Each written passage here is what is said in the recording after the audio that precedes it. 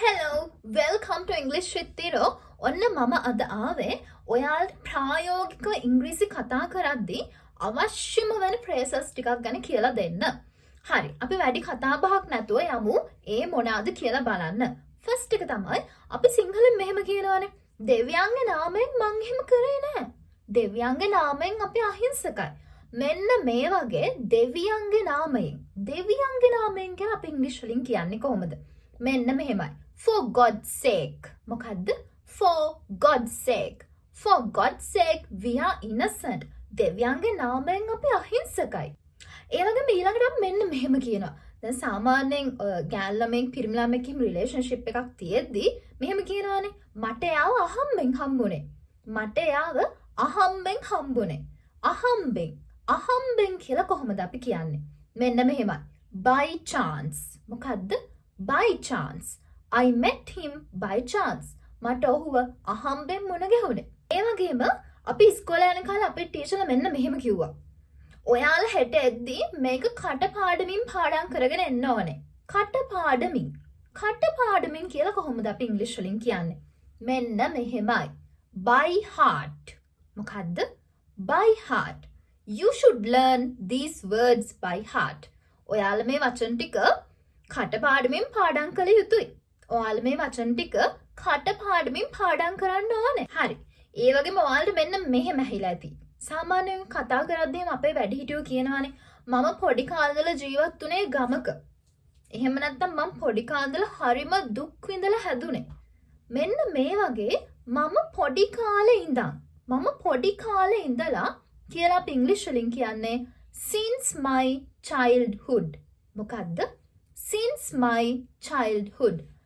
my childhood I live in Japan. මම මගේ පොඩි කාලේ ඉඳලා ජීවත් වුණේ ජපානයේ. හරි. ඊළඟට අපි මෙන්න මෙහෙම කියනවානේ. මට මෙහෙම කරන්නත් හිතෙනවා. හැබැයි අනික් අතට මෙහෙම කරන්නත් හිතෙනවා. මට කාර් එකක් ගන්නත් ඕනි. අනිත් අතට සල්ලි ඉතුරු කරන්නත් ඕනි. අනික් අතට කියලා අපි කියන්නේ on the other hand. මොකද්ද? On the other hand.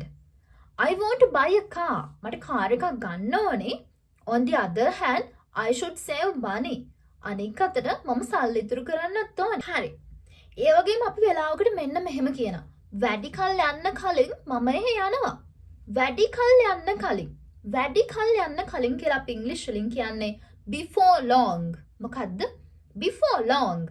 I hope to see you again before long. මම ඔයාව වැඩි කල් යන්න කලින් ආයෙත් දකින්න බලාපොරොත්තු වෙනවා. Before long. වැඩි කල් යන්න කලින්. Before long. ඒ වගේම මෙන්න මෙහෙමත් කියනවානේ. අඩුම තරමින් ඔයාට මට කතා කරන්න තිබුණා. අඩුම තරමින් ඔයා උත්සාහ කරානේ. අඩුම තරමින් කියලා අපි කියන්නේ at least. මොකද්ද? At least you tried. අඩුම තරමින් ඔයා උත්සාහ කරා. At least. ඒ වගේම වෙලාවකට කට්ටිය මෙන්න මෙහෙම කියනවා. ඒක දැන් මතකයක් විතරයි. කියලා අපි කොහොමද කියන්නේ? It's just a memory. මොකද්ද? It's just a memory. Do you love him? ඔයා ඔහුට ආදරෙයිද? No, it's just a memory. නෑ ඒක මතකයක් විතරයි. ඉතින් මම හිතනවා මගේ මේ වීඩියෝ එකෙන් ඔයාලා දන්න නැති ගොඩක් දේවල් දැනගන්න ඇති කියලා.